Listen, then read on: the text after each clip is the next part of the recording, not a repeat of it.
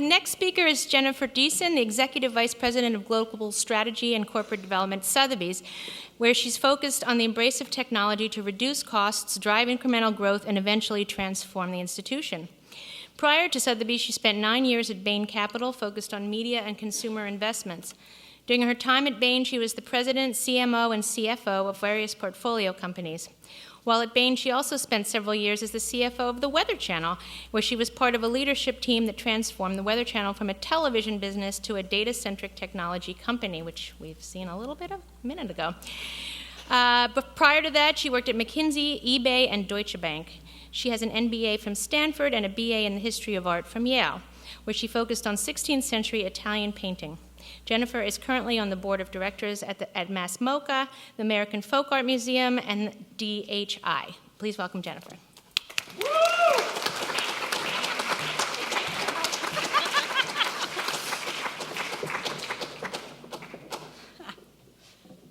Great. Well, I'm thrilled to be here today. I never thought there'd be so much discussion on weather, which was my former life. So my presentation's on personalizing the art world, and just to give you a bit of my own personal story before jumping into the presentation.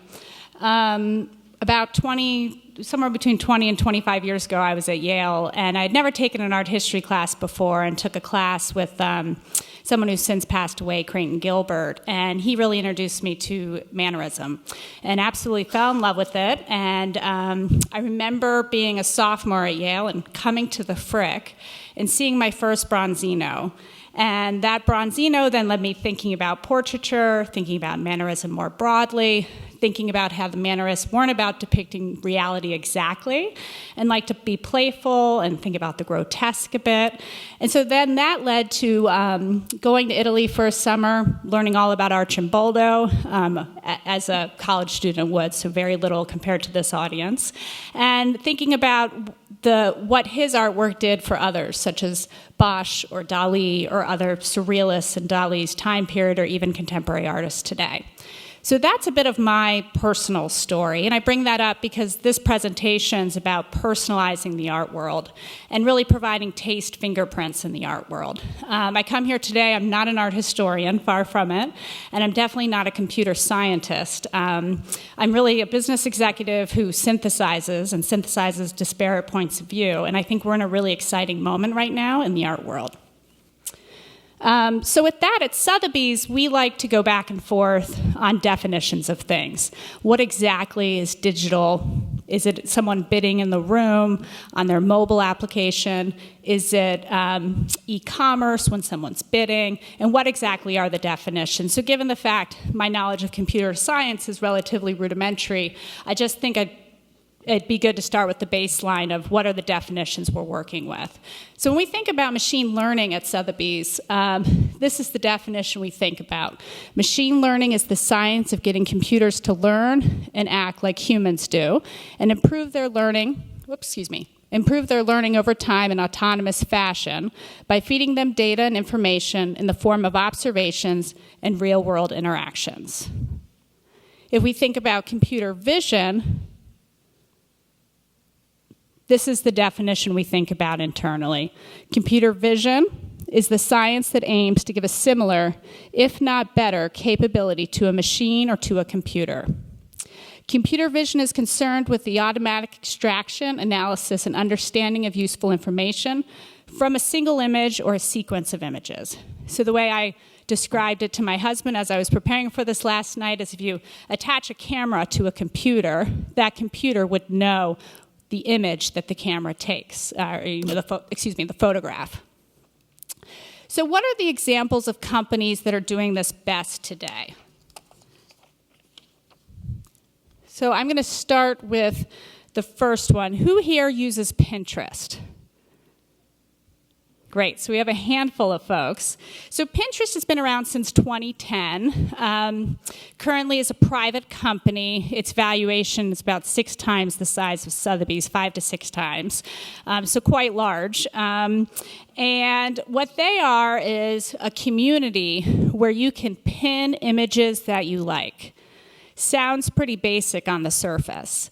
And so what you can do is you can search with a given word something you want to search about. So recently I searched fences for my house, and you'd get a series of images of fences. Now, in this example here is 2 users who search with the word border. Now, border can mean a lot of different things. Here's 2 examples. On the left is a border in terms of a border of a frame, how you think about a border here at the frick. On the right-hand side is a border collie, something completely different. And what they've learned at Pinterest is a lot of searches happen with this one word. And that one word generates lots of images. Now, the question is, how do they do this? And how do they figure out what kind of border that I'm looking at? What we know about Pinterest today is that they showcase over 150 million objects. They have, 100 billion objects. They have over 150 million users. And this is all about imagery and machine learning applied to imagery. So what they do, and here's a quote from the chief scientist, Pinterest chief scientist, just to give you a sense of the size and scale. With more than 100 billion objects, we're working with the world's largest image-rich data set that mixes technology and human curation. This unique opportunity enables us to analyze trends, understand intent, and really predict consumer behavior. We've just scratched the surface of what's possible to achieve by developing cutting-edge algorithms. Our hope is that by working with experts inside and outside of the company, we can build the artificial intelligence for the taste graph and personalized recommendations even faster. So if we go back to this border example, Pinterest is a unique search platform. They found, again, that it's just one word, and that one word can drive many different results. The path that the user takes reinforces the model for the future. So the path that I take over and over and over again on Pinterest is going to influence what Pinterest serves up to me personally in the future. So I might have searched a bit before about dog toys, or maybe not even something that direct, maybe something completely different, but what they know through machine learning is that I was thinking about the dog, and I was thinking about a dog toy. Well, somebody else could be thinking about American immigration and the border between the US and Mexico. It's pretty remarkable. Another example is Amazon Prime Video. Who here has an Amazon Prime account? Okay, a lot more than Pinterest. Good to know. Very interesting.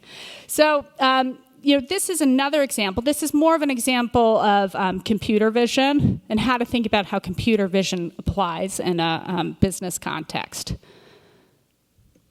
So here is a TV show. I'm not sure if you've heard of Amazon's Xray technology, but what they're able to do, it's a feature that when you pause a frame while you're watching TV, the actors magically appear in the scene at the bottom.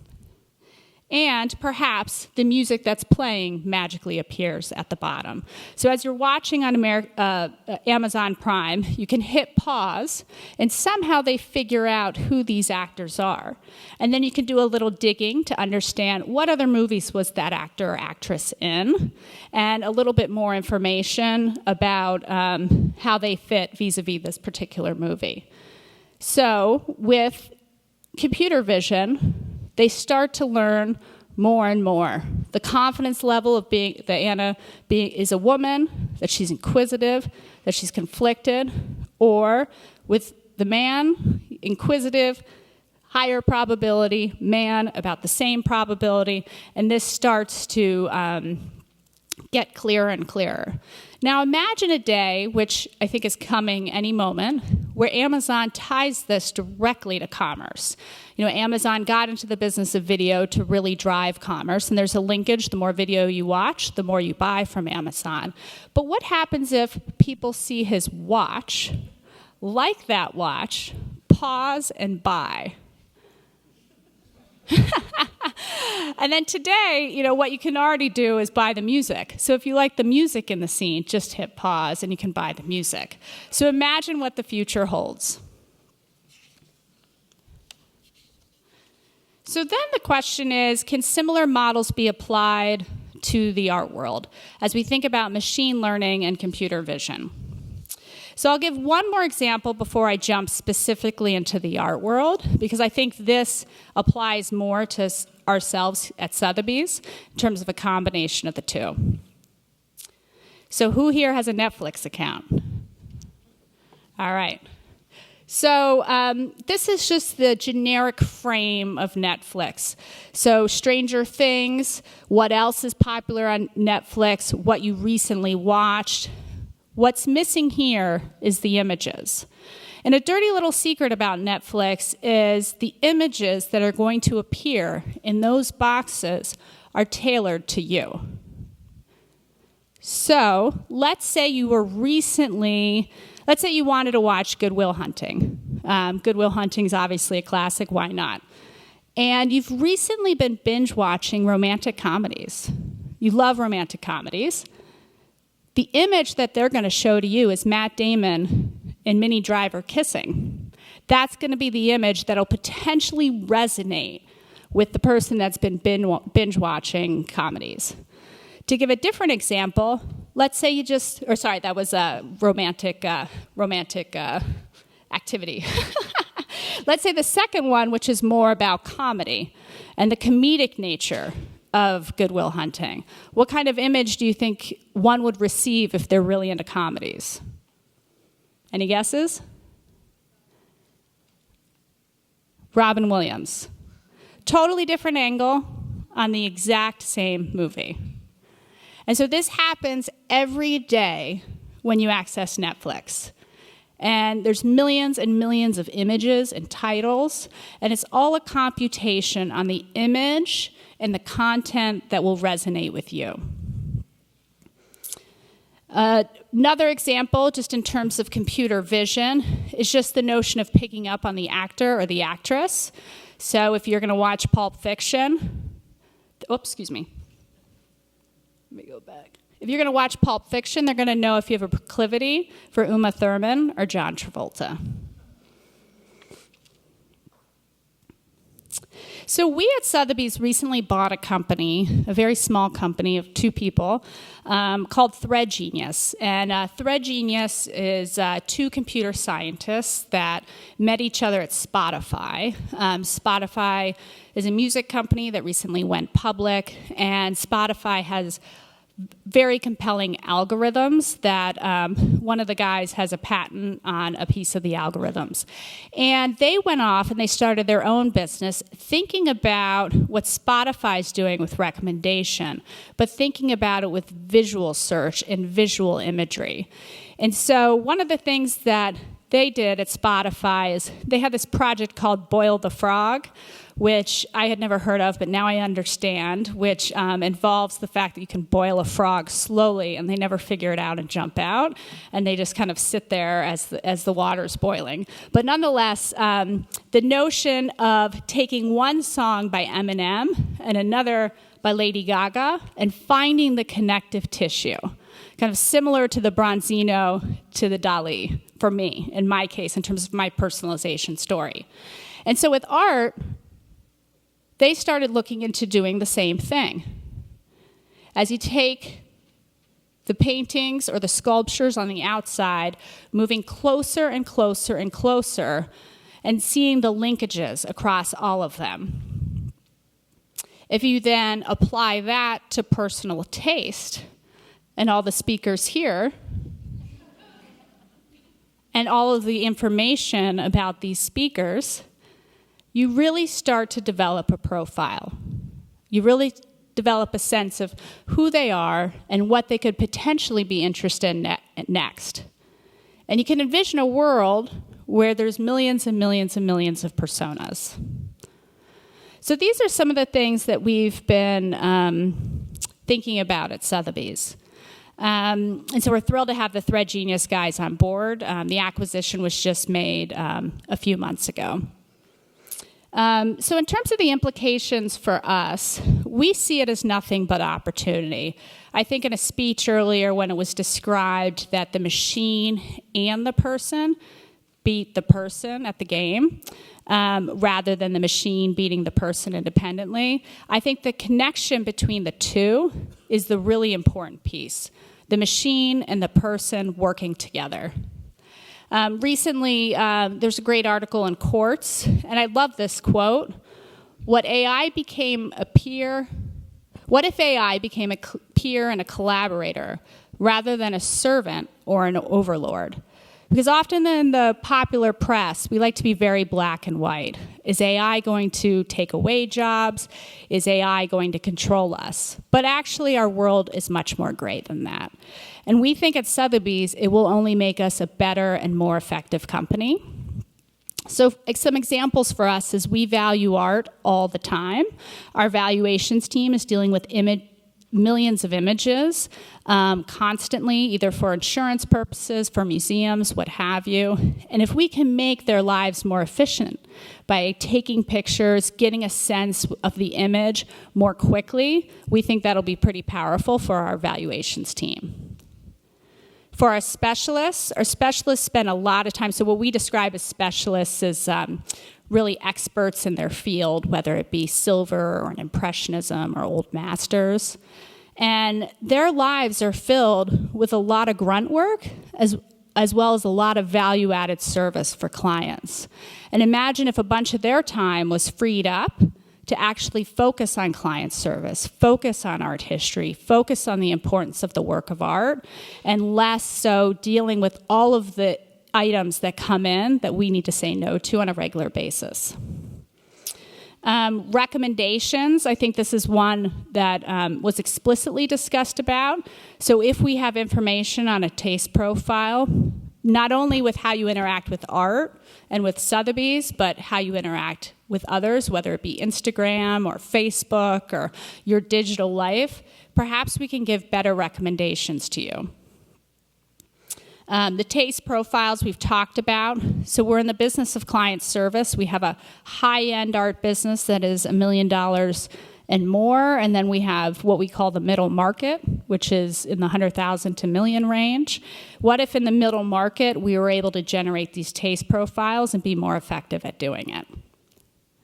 And one of the other areas that we constantly think about is e-commerce and the ability to trade more efficiently at higher velocity and really to open up Sotheby's to a much larger group of people. We believe there's an opportunity there as well. And then finally, just trend analysis. You know, what long-term specialists have seen at Sotheby's is trends towards contemporary art, trend away from brown furniture. Can these trends be predicted with a few data points more effectively? Can we, in fact, staff ourselves more effectively based on some of these trends? So these are some of the things that we think about. So started the presentation with my own personalized taste profile. And what you can imagine is everyone in this room also has a personalized taste profile. And would there be the ability to super serve you and your profile in the future? Thank you.